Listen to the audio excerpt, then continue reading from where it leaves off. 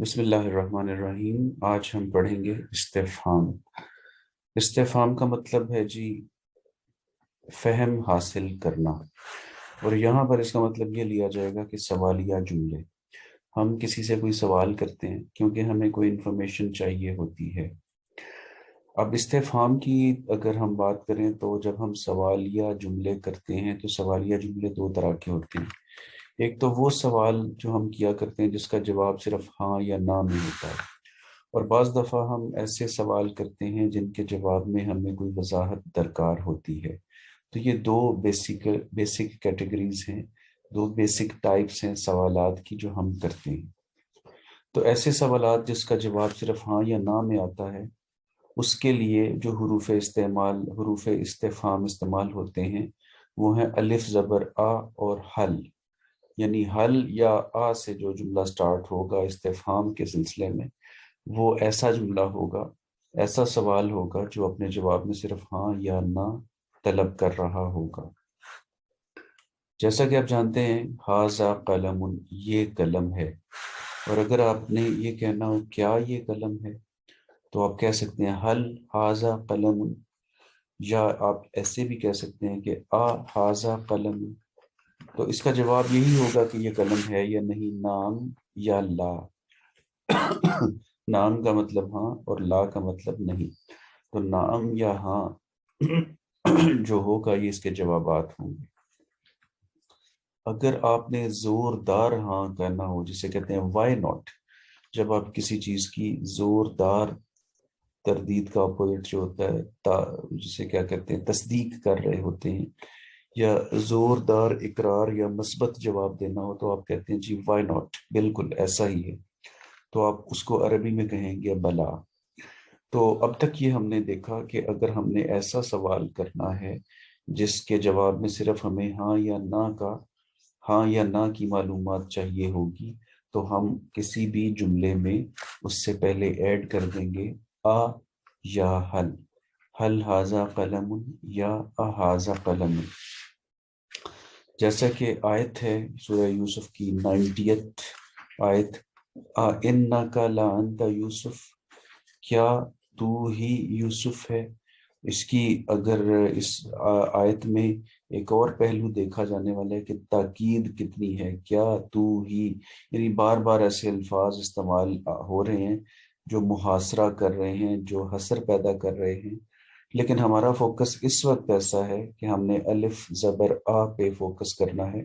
انکا لا انت یوسف مطلب ہے کیا، اس کا مطلب ہے بے شک تو ہی یوسف ہے، لیکن اگر شروع میں الف زبر آ لگ جائے گا تو ہو جائے گا کیا واقعی تو ہی یوسف ہے۔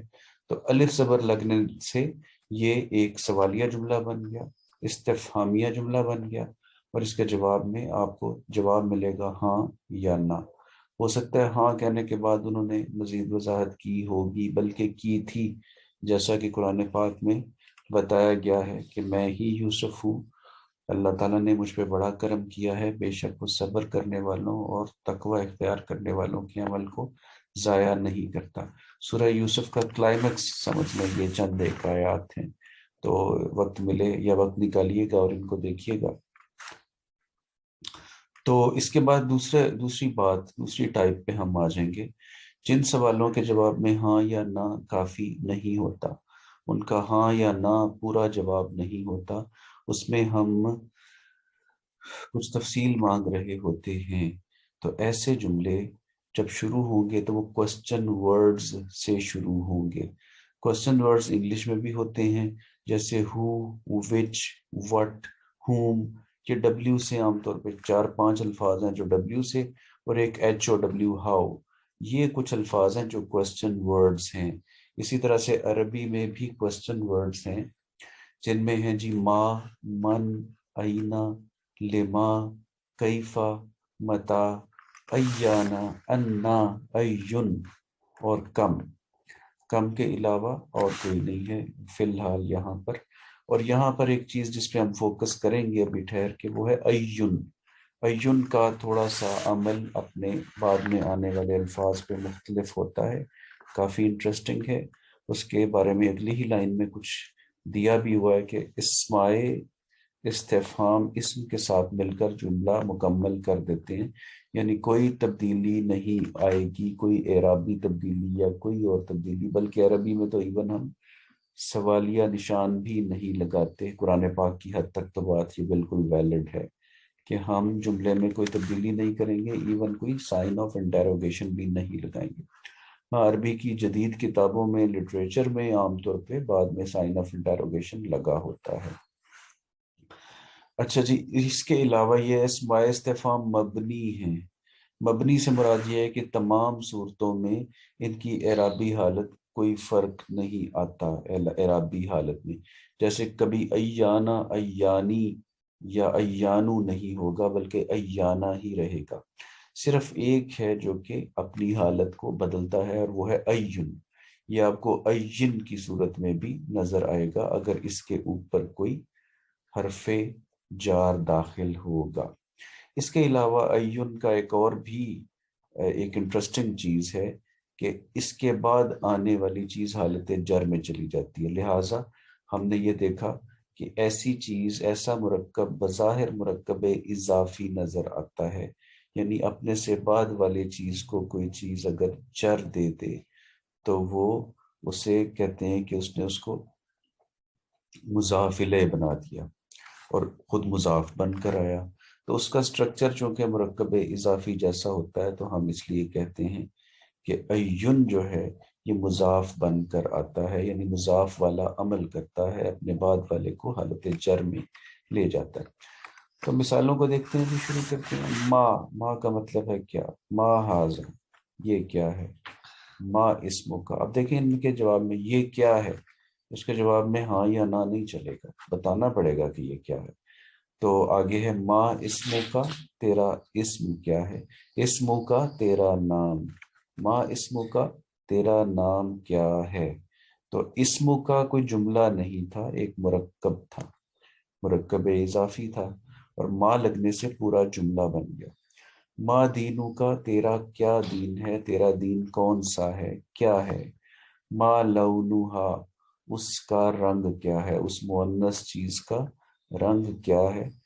اور آپ جانتے ہیں کہ سورہ بقرہ کی آیت ہے اور یہ اشارہ ہے گائے کی طرف جس کی قربانی کا کہا گیا تھا، اور بعد میں آگے سے مختلف سوالات آ رہے تھے، اپنے لیے خود ہی کچھ ڈیمانڈز میں اضافہ کیا جا رہا تھا۔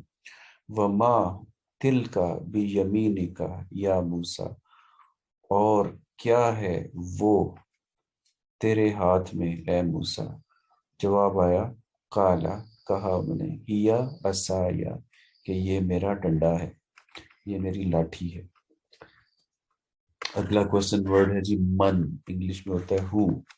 من انصاری، کون ہے میرا دوست، میرا مددگار؟ من انصاری اللہ، اللہ کے لیے یا اللہ کی طرف، یعنی اللہ تعالیٰ کے راستے میں چلنے کے لیے میرا مددگار کون؟ من انتا، تو کون ہے؟ من ربو کا، تیرا رب، ربو کا تیرا رب، من ربو کا تیرا رب کون ہے؟ آگے ہے جی لمن الملک اليوم، کس کے لیے ہے بادشاہی آج کے دن؟ آج کے دن کو الیوم کہتے ہیں، تو الیوم آج کا دن۔ تو آگے جواب ہے جی للہ الواحد القہار، للہ اللہ کے لیے، الواحد القہار آگے اللہ کی خصوصیت صفت بیان کی گئی ہے۔ اینا، اینا کا مطلب ہے ویر، کہاں؟ اخو کا تیرا بھائی، اخو کا ایک مرکب اضافی، اینا اخو کا، اب یہ مرکب تام بن گیا مکمل، اینا اخو کا تیرا بھائی کہاں ہے؟ اینا شرکائی، کہاں ہیں میرے شریک؟ این المفر، مفر ایگزٹ یا کسی ایسی جگہ جہاں بھاگ کے جایا جا سکے، این المفر، کہاں ہے بھاگنے کی جگہ؟ آگے ہے جی اینا ملوک الارض، کہاں ہے دنیا کے بادشاہ، ملوک الارض زمین کے بادشاہ۔ لما دیکھیے جی، لما کا مطلب کیوں، لما کی مثالیں جملہ فعلیہ میں دی جائیں گی۔ لما کا مطلب کیوں ہوتا ہے، مثالیں ہم کچھ بھی خود بھی بنا سکتے ہیں، جیسے لما ہاذا موجود ہونا، یہ چیز یہاں کیوں موجود ہے، ہونا کا مطلب یہاں، ہونا کا مطلب وہاں۔ تو یہاں ایسے میں شاید کوئی مشہور قرآنی آسان مثال موجود نہیں ہوگی جو کہ جملہ فعلیہ کے علاوہ جملہ اسمیہ ہو، لہٰذا یہاں پر جگہ چھوڑ دی گئی ہے۔ بہرحال مثالیں کئی ہو سکتی ہیں، جیسے میں نے ابھی آپ کے سامنے کہا کہ ہم خود ایک جملہ بنا سکتے ہیں، لما ہاذا، یہ چیز کیوں ہے یہاں پر، لما ہاذا موجود ہونا۔ تو ٹھیک ہے جی، اس کو آگے کی طرف بڑھاتے ہیں۔ کیفا کا مطلب ہاؤ، کیسے، کیوں کر۔ تو کیفا حالو کا، بلکہ کیوں کر کا نکال دیں، کیوں کر میں آپ ریزن ڈھونڈ رہے ہوتے ہیں، اور کیفا میں اس کا سٹیٹس پوچھ رہے ہیں، اس کی پوزیشن یا اس کی کنڈیشن پوچھ رہے ہیں، کرنٹ سچویشن پوچھ رہے ہیں۔ کیفا حالو کا مطلب آپ جانتے ہیں تیرا حال، کیفا حالو کا تیرا حال کیسا ہے، تیرا حال کیا ہے۔ جواب اس کا ایک مشہور جملہ، انا بخیر الحمدللہ۔ کیفا نذیری، تو یہ بھی اس میں ایک چھوٹی سی ایک وضاحت کہ اصل لفظ نذیری ہوتا ہے چھوٹی یا کے ساتھ، لیکن یہاں پر چھوٹی یا کو ختم کر کے را کے نیچے زیر دی جاتی ہے، دے دی جاتی ہے، تو چھوٹی یا کو نہیں لکھا جاتا۔ کیفا نذیری، کیسا ہے میرا ڈرانا، اور کیسا تھا میرا ڈرانا، یہ سچویشن کے مطابق ہی پتہ چلے گا کہ یہ جملہ اس وقت یہ جملہ اس کا ٹرانسلیشن ماضی میں آئے گی یا حال میں۔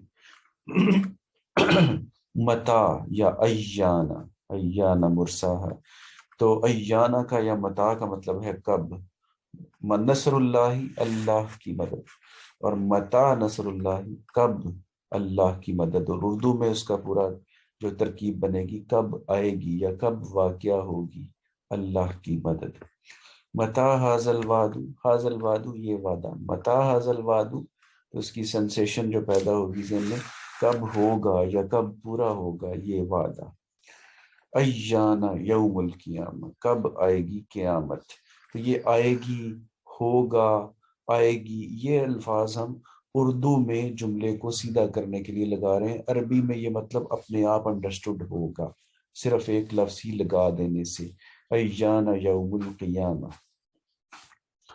آگے آ جائے گا جی، آگے آئے گا انا، انا کا مطلب ہے how come, from where, how, which way, یعنی ریزن پوچھنا، اس کا سبب پوچھنا، اس کا میکنزم کسی حد تک پوچھنا۔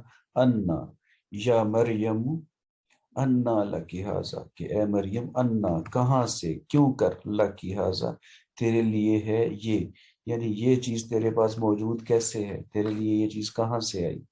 قالت ہوا من عند اللہ، تو عند اللہ کا مطلب اللہ کی جانب سے، اور من کی وجہ سے عند اللہ ہو گیا۔ اس کو بھی ساتھ ساتھ ذہن میں رکھا کیجئے کہ زیر زبر پیش میں جو ویریشن ہے اس کے پیچھے عامل کون سا موجود ہے۔ تو قالت ہوا من عند اللہ، تو انہوں نے کہا کہ یہ اللہ کی طرف سے ہے۔ موسم کی تبدیلی ماشاءاللہ کافی دوستوں پہ اثر انداز ہو رہی ہے، گلے شلے خراب اور یہ سب کچھ، تو کچھ ایسی سچویشن یہاں بھی ہے، اس کے لیے معذرت۔ آگے ہے جی انا لہو الذکرہ، ذکرہ کا مطلب وارننگ، یاد دہانی، تو لہو اس کے لیے، یعنی اب اس کے لیے کہاں کی وارننگ، یہ کہاں بات کہاں کہی جا رہی ہے، جب پانی سر سے گزر گیا، جب سامنے غیب ٹوٹ گیا، جب انجام سامنے آ گیا، تو انا لہو الذکرہ، تو اب اس کے لیے یاد دہانی کہاں کی۔ اب آگے جی ایون، جس کی بات ہو رہی تھی، تو ایون کے بارے میں یہ تھا کہ یہ مورب ہے، منصرف ہے، یہ اپنی حالت بدلے گا، تو اول تو یہ ہے کہ دوسرے کی حالت بدلے گا۔ تو ایو شیئن، یہ ایک پیش جو ہے نا میرے پاس، جو یہ اٹھ کے تھوڑا سا آگے چلا گیا، یہ ریڈ والا جو ایو، یہ یہاں یا کے اوپر، شد کے اوپر یہ پیش یا ضمہ ہونی چاہیے۔ ایو شیئن، تو شیئن سے شیئن ہوا، شیئن کہتے ہیں کسی چیز کو، تو شیئن کیوں ہو گیا، کیونکہ ایو ایو لگا. ایون نے بھی اپنے آپ کا اعراب ہلکا کیا، بالکل وہی ساری کریکٹرسٹکس جو کہ مضاف والی ہوتی ہیں. مضاف اپنا اعراب ہلکا کرتا ہے اور اپنے بعد والے کو جر دیتا ہے. تو ایو شیئن کون سی چیز. اب اس کے بھی اوپر ایک عامل ایسا لگائیں جو اس کو بھی حالت جر میں لے جائے، یہ چیک کرنے کے لیے کہ حالت جر میں جاتا ہے. تو بالکل جی، لی وہ والا ہے لام جارہ، لی ای یومن. تو اس میں دیکھیں، یا لی ای شیئن بھی آپ دیکھ سکتے تھے. اس پہ جب حالت جر میں جانے والا، لے کر جانے والا، یعنی حرف جر داخل ہوا، لام جارہ داخل ہوا، تو ایو ایجی ہو گیا، اسی لیے اس کو منصرف کہا گیا. بی ایجی ارزن کون سی زمین پر، بی ایجی حدیث کون سی بات پر، اور پھر ایجی صورت کون سی شکل میں، بی ایجی آلائی ربکما، فبی ایجی آلائی اس کا پورشن ہے. بی ایجی آلائی کون سی نشانی، کون سی نعمت، یہاں ترجمہ ہو رہا ہے ربی کما، آلائی ربی کما، یہ مرکب اضافی کا مضاف مضاف الیہ والے معاملات جب سارے دیکھے جائیں گے تو ربو کما سے ربی کما ہو جائے گا. تو ایج الفریقین گروہوں میں سے کون سا، which one of those groups، ایج الفریقین. تو یہ بھی سارا ایجن کا تھا. ایجن کے بارے میں تھوڑی سی ایک چیز ریپیٹ کر لیتے ہیں ونس اگین، کہ یہ خود بھی اپنی حالت اعرابی حالت کو بدل سکتا ہے، بلکہ بدلے گا، بدلنے پہ مجبور ہوگا، کیونکہ یہ مبنی نہیں ہے، یہ بدلتا ہے. اور ایجن سے ایجن ہو جائے گا، اور ایو سے ایجی ہوگا اپنی اعراب ہلکا کرنے کی وجہ سے، اور اپنے سے بعد میں آنے والے کو حالت جر میں لے جائے گا. تو یہ آ گیا جی. آگے اس کے علاوہ بھی ہے جی ایو، ایون اور انتم ملیں گے تو ایو کم ہو جاتا ہے. اس کے بعد میں جو آئے گا وہ اگر وہ ضمیر ہوگا تو ضمیر جڑا ہوا ضمیر اس کے ساتھ، ضمائر اس کے ساتھ جڑ جاتے ہیں. اور ایوہم جیسے ہے، اس میں تو زیادہ واضح فرق نہیں ہے، لیکن ایو انتم ایوکم ہو جائے گا. کم کا مطلب ہوتا ہے جی کتنا، ہاؤ مچ. یہ واحد نکرہ اسم پر داخل ہوتا ہے، یعنی کم کے بعد جو آپ اسم لگائیں گے واحد ہوگا، نکرہ ہوگا، اور اس کو حالت نصب میں لے کر جائے گا. یعنی یہ ایسا سوالیہ جملہ، سوالیہ حرف سوال ہے، کوسچن ورڈ ہے، جو کہ ناصبہ بھی ہے، حالت نصب میں لے جائے گا. اسے کم استفہامیہ کہتے ہیں. کم اخلا کا، اخن نہیں ہوگا، کم کے بعد آنے سے اخن نہیں ہوگا، اخلا کا. آپ جانتے ہیں نا اخن کیسے لکھتے ہیں، الف اور خا، اور اوپر اخن پیش آ جاتی ہے تنوین والی. تو یہ خے کے ساتھ زبر آئے گا، الف آئے گا جو کہ نشانی ہوتی ہے حالت نصب کی، اور ساتھ دو زبر. کم اخلا کا کتنے بھائی ہیں تیرے، کم ولد اللہ کا کتنے بھائی، کتنے بیٹے ہیں تیرے لیے، یا کتنے تیرے بیٹے ہیں. کم کتابن عندہ کا کتنی کتابیں ہیں آپ کے پاس، تیرے پاس. یہ آ گیا جی کم سوالیہ تھا. اب ایک ہوتا ہے کم خبریہ. یہ کئی دفعہ خبر دینے کے لیے بھی استعمال ہوتا ہے، اور اس کا مطلب ہے کتنے ہی لوگ، کتنے ہی فلاں چیز، کتنے ہی زمانے. تو اس کے بارے میں دیکھتے ہیں. کم جب خبر دینے کے لیے آتا ہے تو اس کے معنی ہوتے ہیں کتنے ہی یا بہت سارے. اس وقت اسے کم خبریہ کہتے ہیں، سوالیہ نہیں کہتے. اس کی پہچان یہ ہے کہ اس کے بعد میں من آتا ہے جو کہ حالت جر والا ہوتا ہے، یعنی وہ والا من جس کے بعد والی چیز مجرور ہوگی. کم من عبدن کتنے ہی غلام، کم من قرن کتنے ہی زمانے، کم من صائمن کتنے ہی روزے والے، روزہ دار.